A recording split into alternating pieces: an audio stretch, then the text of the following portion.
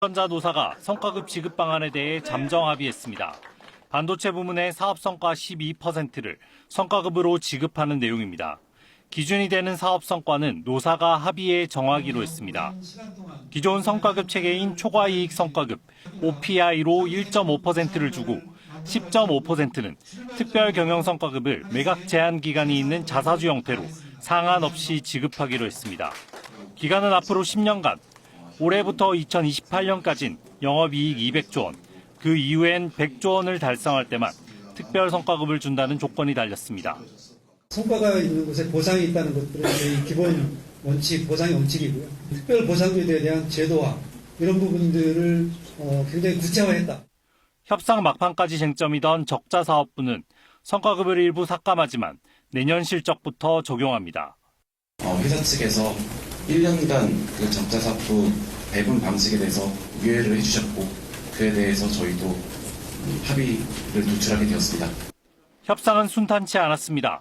어제 오전 2차 사후조정이 결렬된 이후 노조는 파업 수순에 들어갔고 고용노동부 장관이 이례적으로 직접 조정에 나섰습니다. 노사 양측의 의사를 타진해봤을 때 충분히 대화의 의지가 있다고 판단되었습니다. 지혜를 짜낸다면 못할 게 뭐 있습니까? 장관이 양측을 오가며 조율한 지 6시간여. 노사는 마침내 두 손을 맞잡았습니다. 노조는 오늘로 예정됐던 파업을 유보하고 내일부터 6일간 잠정 합의안에 대한 찬반 투표에 들어가기로 했습니다. 찬반 투표가 가결되면 5개월여에 걸친 삼성전자 노사 갈등은 막을 내리게 됩니다. KBS 뉴스 성민수입니다.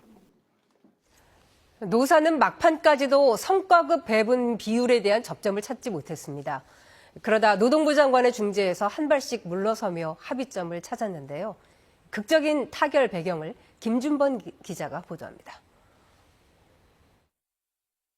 삼성 성과급 교섭의 쟁점은 크게 셋입니다.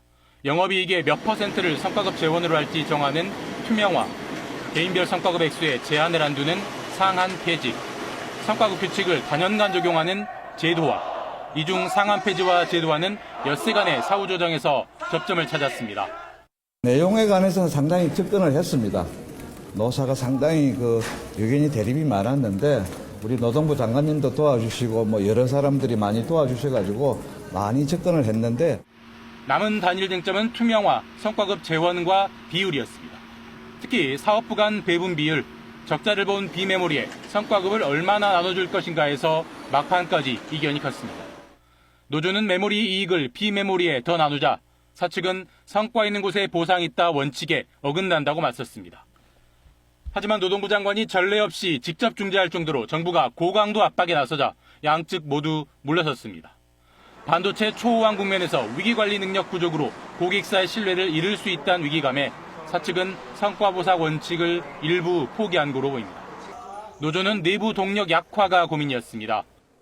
법원 가처분으로 파업 인원이 제한돼 생산 차질로 회사를 압박하기 어려워졌고 반도체와 완제품 부문 사이에 균열이 커진 점도 악재였습니다. 남은 관문은 조합원 투표입니다. 만약 합의안이 부결되면 노조 집행부 공백 등 혼란이 더 이어질 수 있습니다. KBS 뉴스 김준범입니다. 삼성전자 노사가 파업 돌입 직전에 임금 협상 잠정 합의안을 도출한 데 대해서 청와대는 국가와 국민 모두를 위한 대승적 결단에 감사하다고 밝혔습니다. 청와대 관계자는 어젯밤 총파업 유보 소식이 전해진 뒤 언론 공지를 통해 이같이 밝히고 끝까지 중재에 임해준 노동부 장관 등 정부 관계자들의 노력이 어우러진 결과로 평가한다고 덧붙였습니다.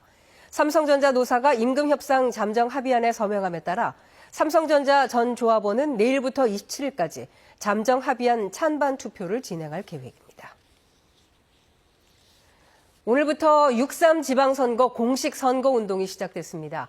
여야 지도부와 후보들은 부지런히 민생 현장으로 향했습니다. 정현우 기자입니다. 6.3 지방선거 공식 선거운동이 막을 올렸습니다. 민주당 정청래